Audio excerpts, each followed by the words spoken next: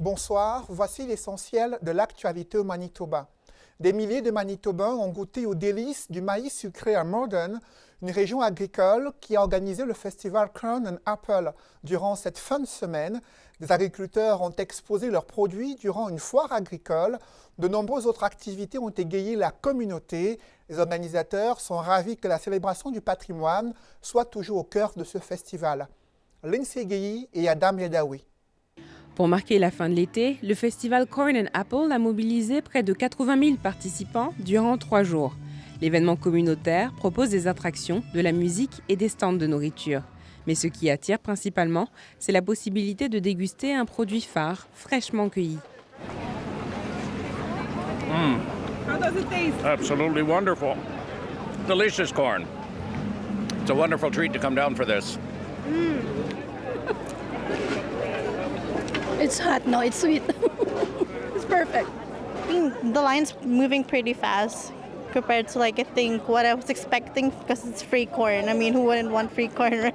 L'événement est à but non lucratif et permet de valoriser le patrimoine agricole, un élément qui attire les plus curieux. Quelque chose que j'ai jamais vu, comme on dit, tu manges beaucoup de blé d'Inde partout au Canada, mais quand tu le fais cuire, c'est pas 10 à la fois, 100 à la fois, c'est 1 ou 2.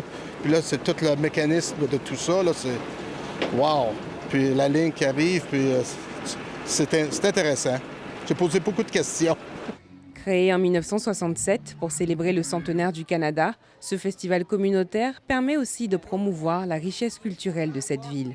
Everybody knows about this festival. We have incredible recognition across all of Manitoba and even surrounding areas into the northern states. It's really a source of pride. We get tremendous support from the city of Morden as well to do this. It's really what Morden is known for. Une véritable fierté pour cette ville touristique du Manitoba. Ici Lindsay Guilly, Radio-Canada, Morden. Dans l'actualité, les employés de la Société des alcools du Manitoba ont voté en faveur de la fin de la grève. C'est du moins ce que révèle le syndicat des employés généraux et fonctionnaires de la province. Ils disent qu'ils ont accepté une offre patronale d'augmentation salariale d'environ 12% sur une période de 4 ans. La grève a duré près de mois et s'est généralisée au point de provoquer des pénuries d'alcool à Winnipeg et dans les zones rurales. 2 mois après le vote en faveur d'un mandat de grève à l'Université de Saint-Boniface, les négociations piétinent à tel point que les professeurs et la direction se tournent désormais vers une médiation indépendante. L'annonce est de l'Association des professeurs et professionnels de l'Université de Saint-Boniface. Ils disent que cette offre de médiation vient de la direction de l'université. Selon cette association, l'administration aura refusé de poursuivre les négociations alors que les professeurs demandent des augmentations salariales qui les mettraient au même niveau que leurs collègues des universités du Manitoba et de Winnipeg. Pour nous, les membres de l'Association des professeurs et professionnels, au terme des 4 ans, on arrive au même résultat. Pour la direction de l'université, la répartition des augmentations sur les 4 ans est répartie différemment.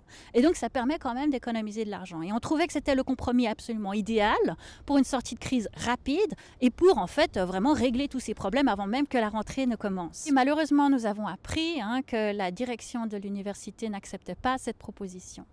Et donc, ce qu'il nous reste, c'est la médiation indépendante. Il faut noter que la direction de l'Université de Saint-Boniface a refusé de commenter ces propos des professeurs, indiquant que les négociations sont en cours. Parlons à présent des résidents de Yellowknife qui sont plongés dans l'incertitude après avoir été évacués à Winnipeg. L'artiste visuel Diane Boudreau a trouvé refuge chez des amis dans la capitale manitobaine, mais toutes ses pensées sont à Yellowknife où se trouve son atelier de peinture. Elle résidait dans cette ville depuis 23 ans. La réorganisation de sa vie est un défi majeur. Elle reste toutefois optimiste. J'ai pas l'angoisse ou l'anxiété, mais je réfléchis tout le temps. J'aimerais ça. J'ai hâte de retourner aussi. Parce qu'il faut que je ferme l'atelier pour l'hiver. Quand il commence à faire froid, moi j'ai un atelier extérieur, je ne peux pas laisser la peinture dehors. C'est la fin de ce bulletin. Merci de nous avoir suivis. Bonne soirée.